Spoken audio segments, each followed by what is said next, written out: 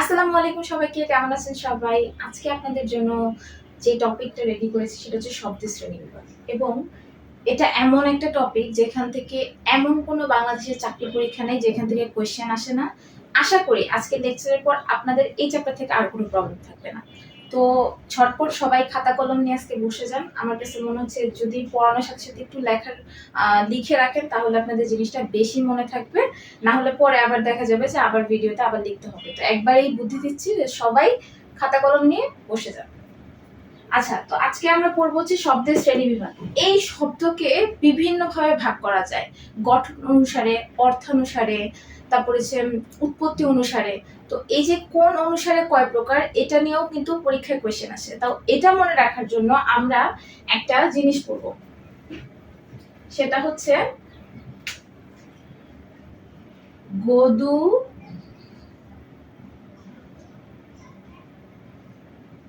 অতি, উচ্চার।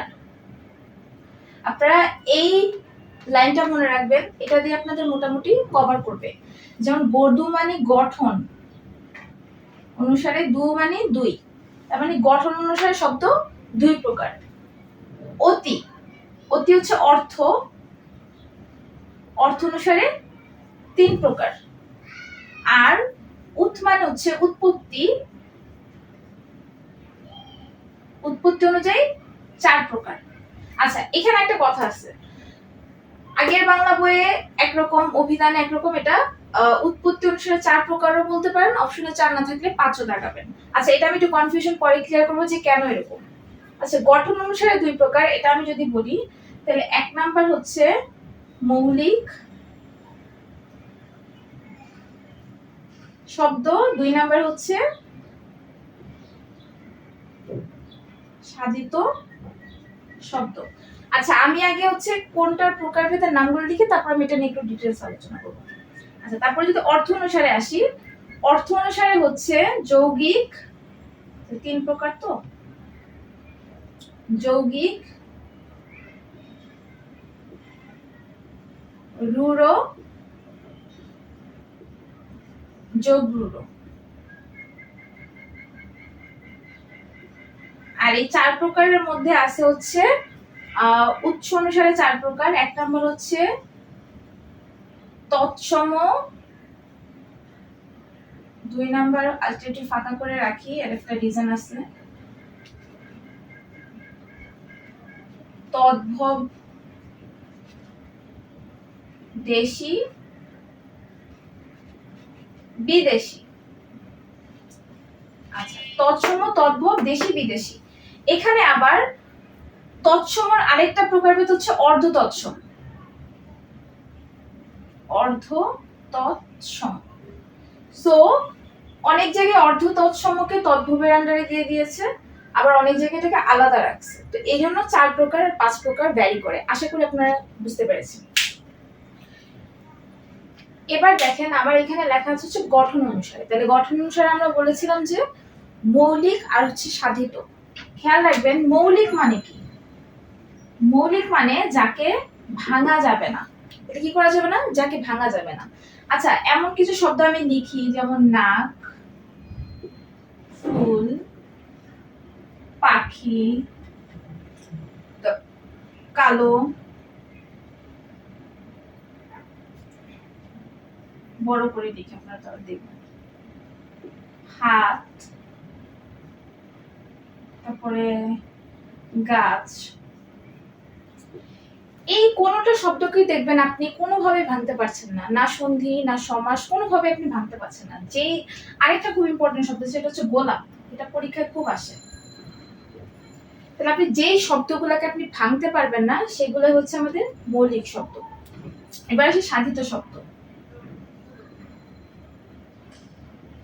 সাধিত শব্দ এমন শব্দ যেটাকে কোনো না কোনো ভাবে ভাঙা যায়। সেটা আপনি সমাস দিয়ে ভাঙেন, প্রত্যয় দিয়ে ভাঙেন, বা আপনি হচ্ছে যে কোনো কিছু উপসর্গ দিয়ে ভাঙেন, যেটাই দিয়ে ভাঙেন সেটাকে আপনি ভাঙতে পারবেন। তো যে কোনো কিছু আপনি বলতে পারেন ফিস ফিস, চাঁদ মুখ,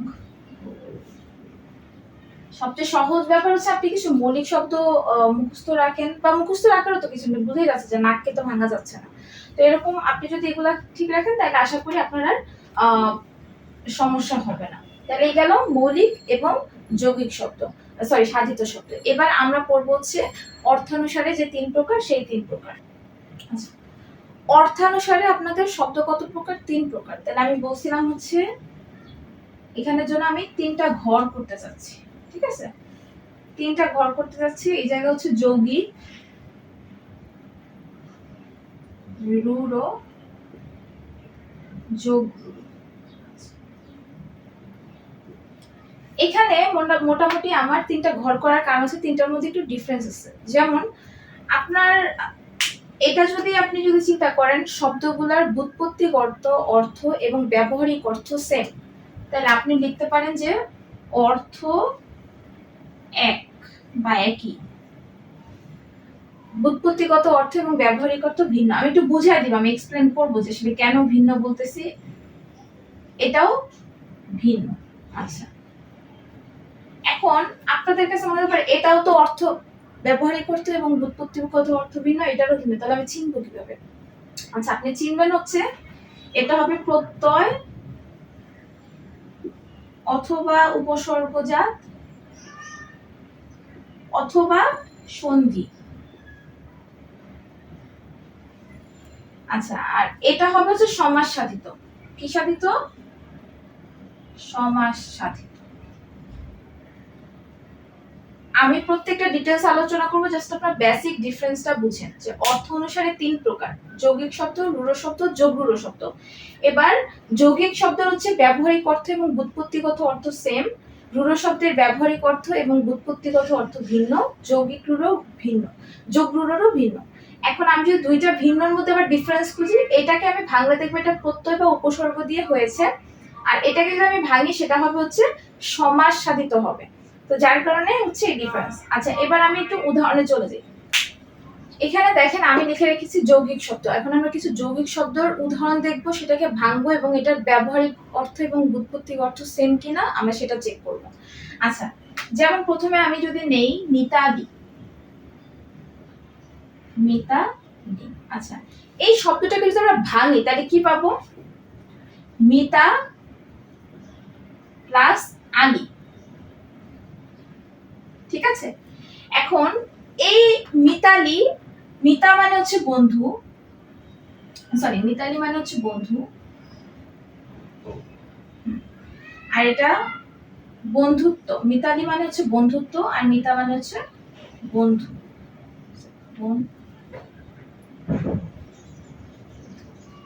তাহলে বন্ধুর সাথে বন্ধুত্ব অর্থ এবং ব্যবহারিক অর্থ এবং ব্যুৎপত্তিক অর্থ কিন্তু সেম লাগছে। আচ্ছা, গায়ক, গই যোগ অক। আচ্ছা, গই মানে কি? গই মানে হচ্ছে যে গান করে। আচ্ছা, গই মানে হচ্ছে গান,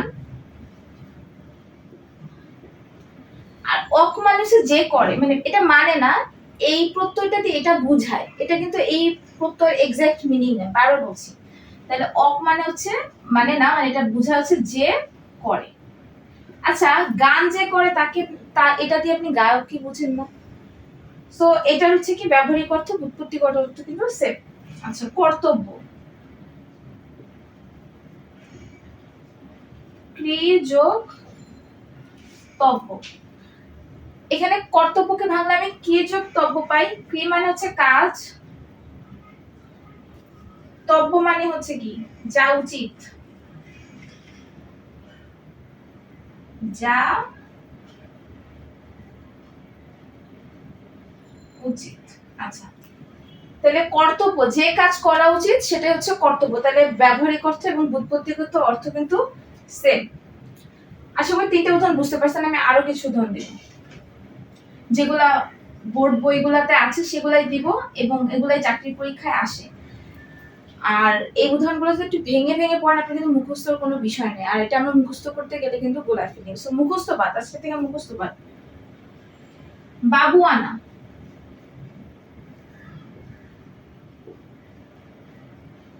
এটা হচ্ছে বাবু যোগ আনা, ঠিক আছে। বাবু মানে হচ্ছে ফিটফাট, কিন্তু বাবু মানে ওলে ওলে বাবু না, বাবু মানে হচ্ছে ফিটফাট। আনা মানে হচ্ছে থাকে যে, এই প্রত্যয়টা দিয়ে এটা বোঝায়, তার মানে ফিটফাট থাকে যে, সেটা কিন্তু বাবু আনা বোঝায়। তার মানে ব্যবহারিক অর্থ এবং ব্যুৎপত্তিগত অর্থ কিন্তু সেম। তারপর দেখেন দৌহিত্র,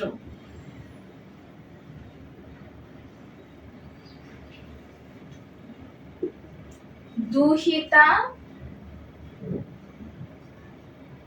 যোগ স্ন, তাহলে দৌহিত্র এটার বাংলা পাওয়া যায় দুহিতা যোগ স্ন। আচ্ছা, দুহিতা মানে হচ্ছে কন্যা, এটা আপনারা সবাই জানেন। আর স্ন মানে হচ্ছে জাত, জাত মানে কন্যার জাত মানে হচ্ছে কি, দৌহিত্র মানে হচ্ছে নাতি, আর কন্যার জাত মানে হচ্ছে কি, কন্যার যে ছেলে সেটা হচ্ছে কন্যার জাত, মানে এটা মানেও নাতি, তাহলে সেম জিনিসই বোঝানো যাচ্ছে। আচ্ছা, আরেকটা বলি চিকা মারা, চিকা মারা, চিকা চিকা যোগ কি বেশি নিচে হয়ে যাচ্ছে, আচ্ছা আমি একটু উপরে লিখি,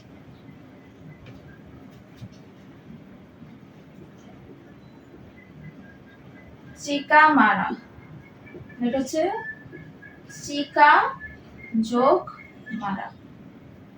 আচ্ছা, তাহলে চিকা মানে হচ্ছে পোস্টার, এটা একটা সংস্কৃত ভাষা, এখান থেকে আসছে। চিকা মানে হচ্ছে পোস্টার, আর মারা মানে হচ্ছে সাটানো। তার মানে পোস্টার সাটানো মানে লাগানো, মানে দেয়ালে পোস্টার লাগানোকে বলা হয় চিকা মারা।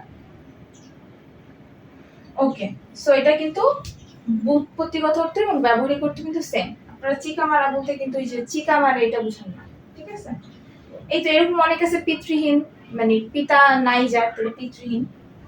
ওকে, তাহলে এটা আমাদের যৌগিক শব্দ সেম। তাহলে আমি কি বুঝাতে পারছি যে যৌগিক শব্দ মানে হচ্ছে ব্যবহারিক অর্থ এবং ব্যুৎপত্তিগত অর্থ অবশ্যই সেম হবে, তাহলে সেটা হচ্ছে যৌগিক শব্দ।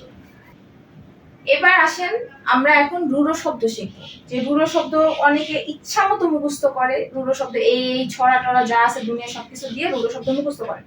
রূঢ় শব্দ আসলে মুখস্থর কিছু নাই, আপনি যদি ভাঙতে পারেন, আপনি শব্দটা ভাঙে শিখেন, তাহলে অবশ্যই আপনি এটা পারবেন। আচ্ছা, আমরা একটা খুব পরীক্ষায় আসে এরকম একটা শব্দ দিয়ে শুরু করি, গবেষণা।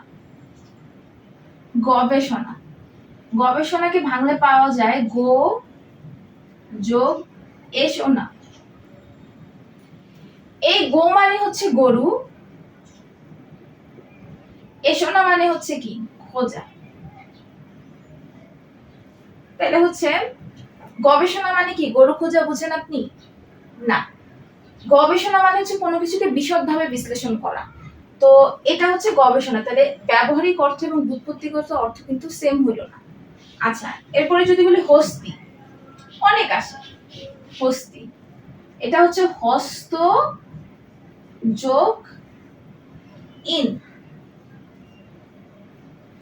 আচ্ছা, হস্ত মানে হাত, ইন মানে আছে যার, আর হস্তি মানে হচ্ছে হাতি। আচ্ছা, হাত আছে যার, যার হাত আছে সেই কি হাত, আপনারও তো হাত আছে, আপনারও তো হাত আছে, তাহলে আপনি কি না, হাতে দিয়ে স্পেসিফিক একটা প্রাণীকে বলি, তার মানে ব্যবহারিক অর্থ ব্যুৎপত্তিগত অর্থ আলাদা। আচ্ছা, এরপরে যদি বলি যে বাঁশি, বাঁশ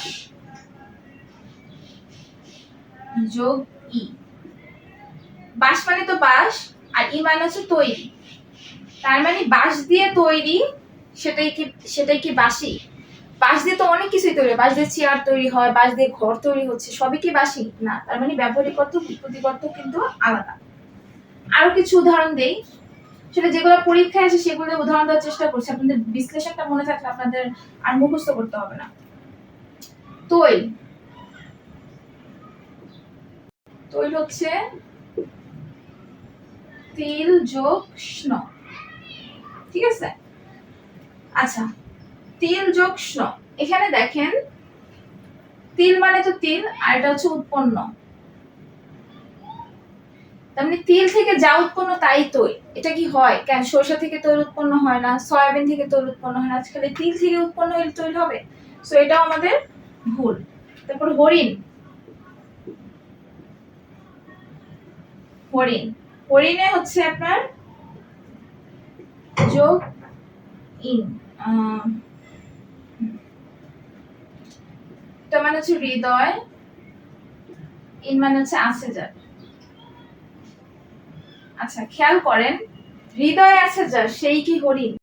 হৃদয় তো আমারও আছে আপনারও আছে, তাহলে হৃদয় এটা হয় না। বলেছে বেতার,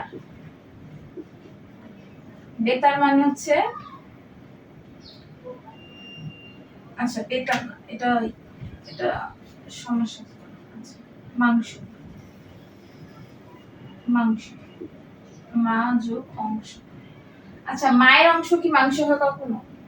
তার মানে এগুলো প্রত্যেকটা দেখেন আমি সন্ধি বা প্রত্যয় বা প্রকৃতি এগুলো দিয়ে ভেঙেছি, আমি কিন্তু সমাস সাথে তো কিন্তু ছিল না পুরোটা। সো ব্যবহারিক অর্থ ব্যুৎপত্তিগত অর্থ আলাদা, কিন্তু এরা প্রত্যেকেই সমাস বা সন্ধি সরি, এরা প্রত্যেকেই হচ্ছে সন্ধি অথবা প্রত্যয়জনিত শব্দ।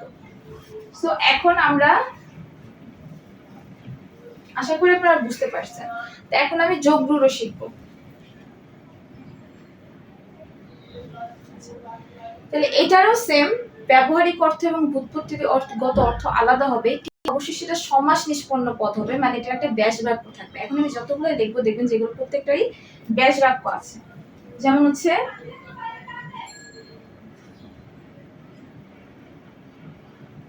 রাজপুত, আপনারা বলেন তো রাজপুতের ব্যাস বাক্য রাজা আর পুত্র, তাহলে হচ্ছে রাজার পুত্র। আচ্ছা তাহলে এই যে রাজার পুত্র, রাজপুত মানে না, কিন্তু রাজপুত দিয়ে কিন্তু আসলে একটা বংশ বোঝায়, এটা একটা বংশ, ঠিক আছে, বংশের নাম। সো এটা কিন্তু রাজার পুত্র না, সো আলাদা। এরপর সে তুরঙ্গম, তুরঙ্গম তাহলে হচ্ছে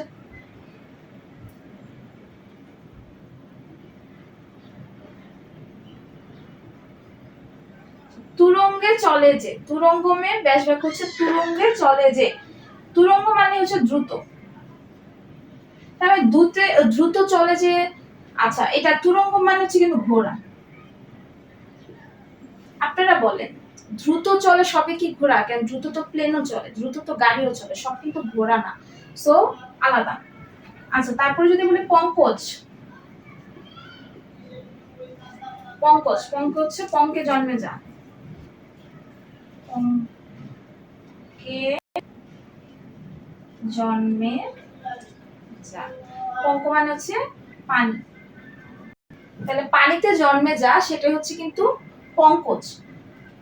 সো আর এই পঙ্কজ মানে হচ্ছে পদ্ম। আচ্ছা আপনি আবার বলেন পানিতে তো কত কচুরি পানা জন্মে, শ্যাওলা জন্মে, কত কিছু জন্মে, সবই কি পদ্ম? না, তার মানে এটা ভিন্ন। আচ্ছা তারপরে আরো দুইটা আছে খুব ইম্পর্টেন্ট, একটু বলে দেই। ভিডিওটা একটু লম্বা হতে পারে, কিন্তু আসলে আপনারা এভাবে ভেঙে ভেঙে না বুঝেন হবে না। দেখেন আপনার উদাহরণের পর আপনারা না, আমি যতগুলা পরীক্ষায় যেই যেই গুলা আসে সাধারণত সেইগুলা একটু ভেঙে ভেঙে দেখানোর চেষ্টা করতেছি। মহাযাত্রা,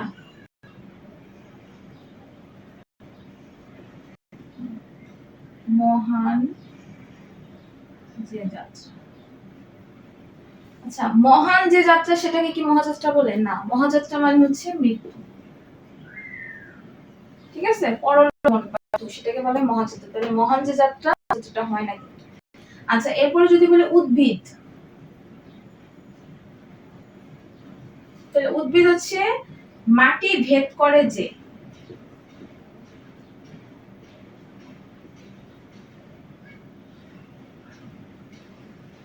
আচ্ছা মাটি ভেদ করে কি শুধু উদ্ভিদই উঠে? কেন আর কিছু উঠতে পারে না? মাটি ভেদ করে তো আগ্নেয়গিরিও উঠে, মাটি ভেদ করে কেঁচো উঠে, তো সবাই কি উদ্ভিদ? না, এই উদ্ভিদ দিয়ে বৃক্ষ বোঝাচ্ছে, এটা হচ্ছে মাটি ভেদ করে যে। আরেকটা ইম্পর্টেন্ট আছে সেটা হচ্ছে আপনাদের বলদ, সরি বলদ, জলদ, জলদ বলদ একই, জলদ জল দেয় যে,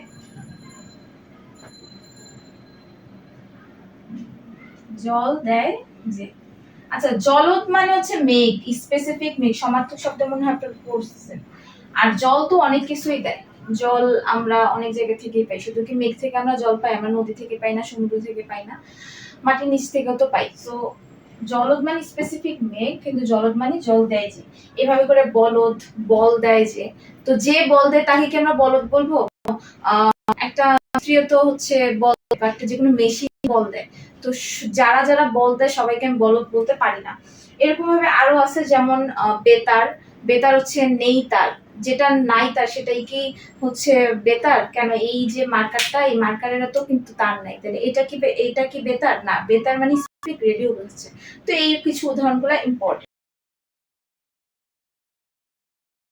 এখন আমরা পড়বো হচ্ছে উৎপত্তি অনুসারে শব্দ কয় প্রকার। তাহলে আমি একটু বলি, উৎপত্তি অনুসারে যদি বলি শব্দ, আমি 5 প্রকারই আলোচনা করি। হ্যাঁ, তৎসম,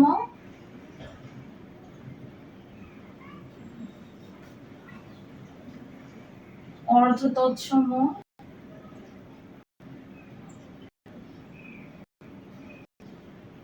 তদ্ভব,